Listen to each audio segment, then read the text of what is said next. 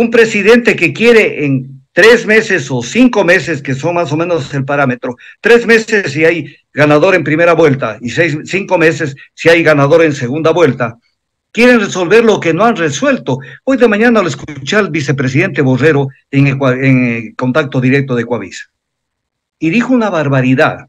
Dijo que ya está todo resuelto en el tema de salud y están listos ya para actuar. Y entonces le preguntaron sobre las ambulancias y dijo, tenemos que estudiar cuáles ambulancias están en funcionamiento y cuáles no. A los 2 años de gobierno, ponerse a estudiar cuáles son las ambulancias que necesitan. O sea, ¿de qué están hablando? Este es el gobierno que tenemos. Tenemos un gobierno que nunca entendió cómo funciona el país. Tenemos un gobierno que dictó un plan nacional de desarrollo, que es imposible evaluarlo, porque atentó contra el artículo 180 de la Constitución de la República, que dice que el Plan Nacional de Desarrollo contendrá políticas, programas y proyectos públicos, porque si un plan no tiene programas y proyectos, ¿cómo se lo puede evaluar? ¿Cómo aterriza en la realidad?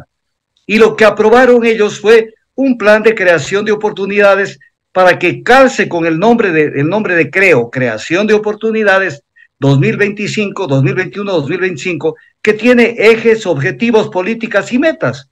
O sea, este es el gobierno que nunca hemos tenido, porque todos han tenido defectos que han sido cuestionados y que tienen que ser cuestionados. Pero esto ha sido un poco botar los arcos y hacer lo que le da la gana. Y por eso tenemos el país que tenemos. Y entonces, frente a esto, se vienen el espectro de candidaturas sobre las cuales sería bueno también conversar. Lo que me llama la atención y que realmente merece por lo menos mi rechazo.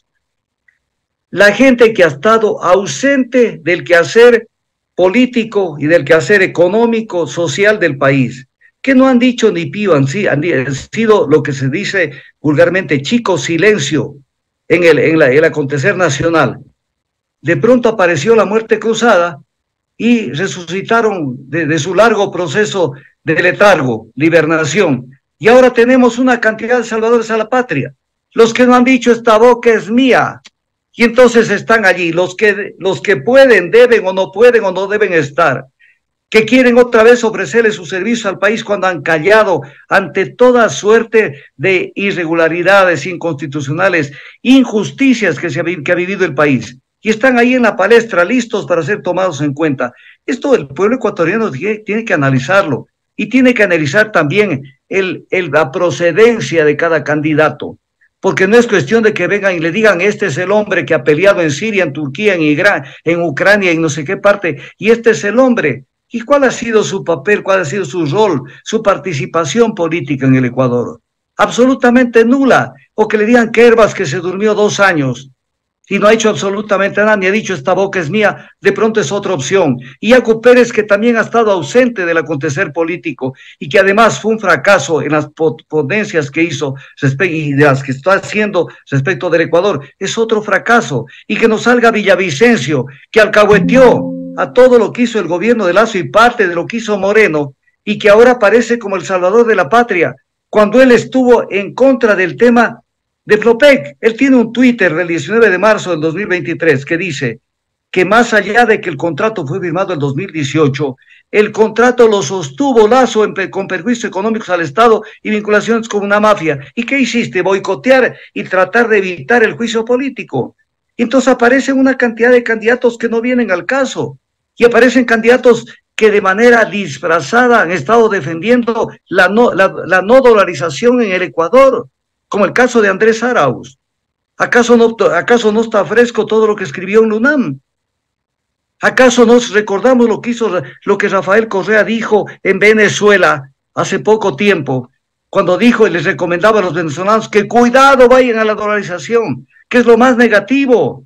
Y entonces, o sea, el Ecuador nuevamente a tomarle del pelo a Raimundo y todo el mundo. Entonces esto es grave. Y aparece un Otto Sonnenhorstner, que salió por la puerta de atrás porque fue un fracaso en el manejo de la crisis del COVID, y que además entró por la ventana haciendo que él era tesorero de una empresa offshore. y eso estaba prohibido que él ejerza cargo público y sin embargo no les dio la gana de poner los puntos sobre las IES porque en ese momento tenían total mayoría en todo lado y tuvimos un vicepresidente que no pudo haber sido jamás vicepresidente, era tesorero de Galley Enterprise en Panamá. Y entonces, y esos son los salvadores de la patria nuevamente. Entonces uno dice, bueno, a qué está condenado el Ecuador con este tipo de situaciones? Yo hago un apelo a que la gente haga un esfuerzo de memoria y diga, bueno, ¿qué es lo que hemos vivido en estos años? ¿Será que tendremos esta yetatura, esta maldición de que siempre tengamos que estar escogiendo al menos malo de los malos? Entonces, esto es una situación grave la que estamos viviendo. A ver, esto no es nuevo. Ya se renovaron los contratos con la telefonía hace algunos años. Se renovaron los contratos porque, utilizando las palabras de Abdalá Bucarán, porque les dio la regalada gana, y punto. Renovaron. Cada vez que fenece un contrato hay que abrir un nuevo proceso licitatorio. ¿Qué es eso de renovar un contrato? Ahí se discuten millones de dólares y una cantidad de intereses. Y entonces los renovaron y ahora vendrán por el vuelto a ver cómo siguen apuntalando determinadas empresas que tienen mucho que ver con esto. Y dentro de esto tenemos Telconet, pues.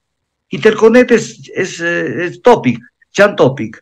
Y entonces seguimos en lo mismo de lo mismo. O sea, la zapada hecho política pública. La zapada hecho política legislativa. La zapada hecho política del Ejecutivo.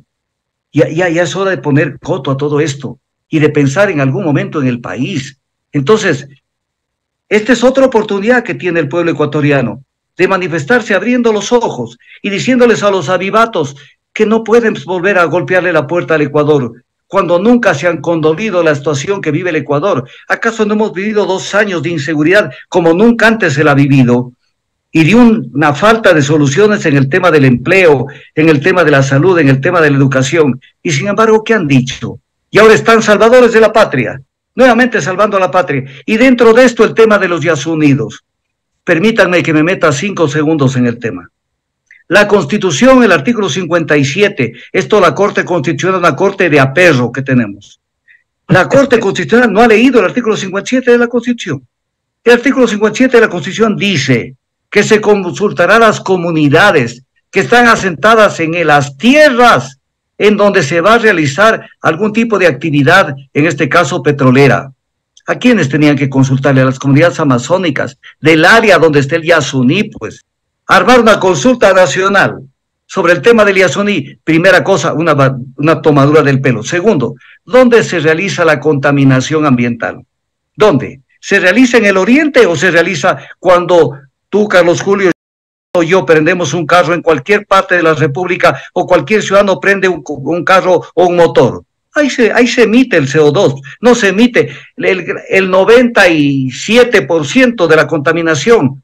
Está en función de el uso de combustibles, no de petróleo, de combustibles fósiles. Y entonces consulta todo el Ecuador para ver cómo paramos esta vaina y cómo convertimos en un santuario esas tierras, en un santuario. ¿Por qué? Porque por ahí pasa la droga. Yo hablo claro y hablo castellano. Y entonces la Corte Constitucional abierta al tema, Villavicencio abierto que no se permitirá y que habrá la consulta. Pero viene la pregunta, ¿y cómo van a sostener la economía del Ecuador cuando tenemos campos en franca declinación de producción petrolera? Y la única esperanza, que ni siquiera es una gran esperanza, es sustituir esa producción petrolera con nueva producción petrolera. Y entonces, ¿qué vamos a hacer? ¿De dónde vamos a sacar $1 para sostener algo del erario fiscal y algo para poder importar combustibles? O sea, país dado al diablo, como decía Benjamín Carrió. Entonces, esto es grave en el Ecuador, que nadie piensa y que todo el mundo le da rienda suelta a las emociones, pero no a los análisis bien pensados de la realidad nacional. Entonces, ya dijo a Diana Tamaín que ir a la consulta, como ya le dio vía libre la Corte Constitucional. Veremos si el pueblo ecuatoriano es capaz de analizar las consecuencias económicas, porque la dolarización no es un tema eterno. La dolarización va a llegar un momento donde va a ser crisis con tanta barbaridad que se hace en el Ecuador. Y entonces ahí sí comenzaremos a llorar, porque si bien no fue bien pensada, pero ya es una realidad que por lo menos ha dado capacidad adquisitiva al Ecuador y ha evitado que los gobiernos de turno hagan como política económica permanente las famosas devaluaciones, como se vinieron haciendo desde hace mucho tiempo. Y para colmo de males, tuvimos una presidencia como la de Osvaldo Hurtado, que cuando se hacían las devaluaciones del dólar al sucre, tenía de ministro de Finanzas a un dueño de una casa de cambios.